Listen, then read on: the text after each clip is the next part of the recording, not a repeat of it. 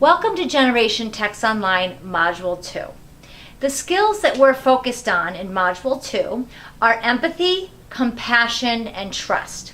Now let's think about empathy.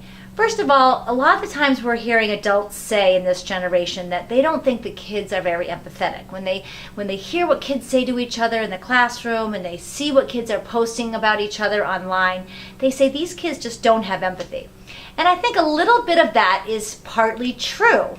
And I think there's a lot of good reasons for that. Number one is, I think, about 20 years ago, it wasn't uncommon for a family to be sitting at the dinner table eating together every single night. And this is when we talked about the day. We talked about the things that were going on in our lives. And this was a chance for the parents to really be able to teach these empathy skills and compassion skills.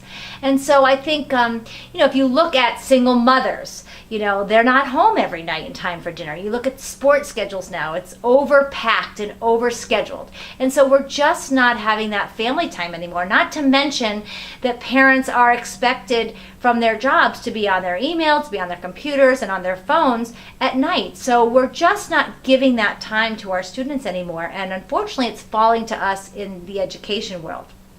But the thing is, we're going to give you a learning activity that is going to allow you to teach empathy and compassion and allow your class to build the trust. So the learning activity that we're going to have you do is called high-lows.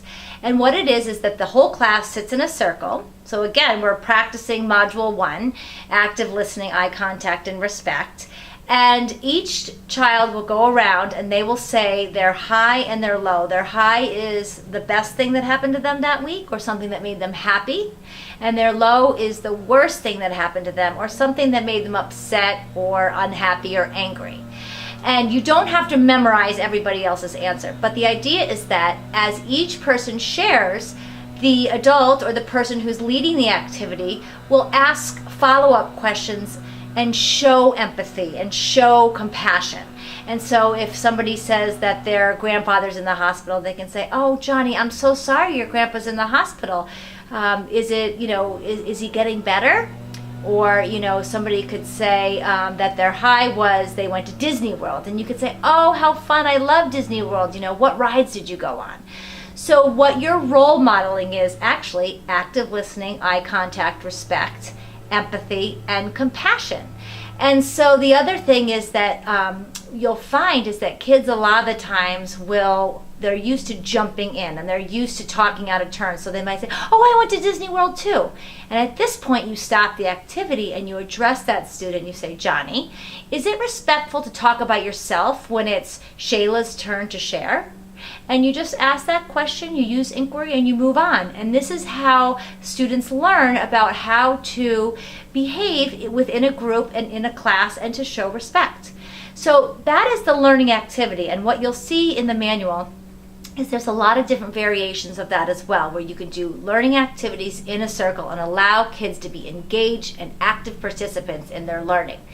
The practice and the routines for this are to simply use these high-low activities to get closer with students, to get to know them better, to build a relationship, especially if you find a student is not doing well. If they are, their grades are dropping, or they're not doing well on tests, or they're absent a lot.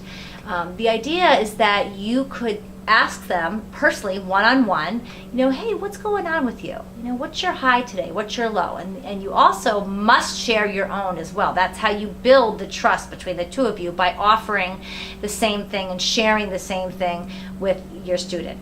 And the idea is that you will discover what is going on in their lives that may be blocking them from completing work. And so you can't help a student unless you know what's blocking them. And this is a very easy technique in order to find out what's really going on with your students.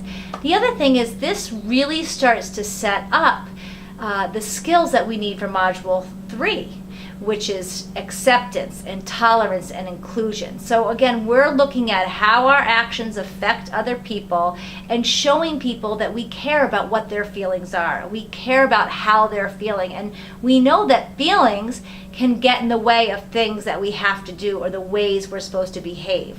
And I think you'll really like this, and I can promise you that your students, whether they're in 2nd grade or they're in 12th grade, will beg you to do the high-lows as often as you'll let them. So thanks and have fun.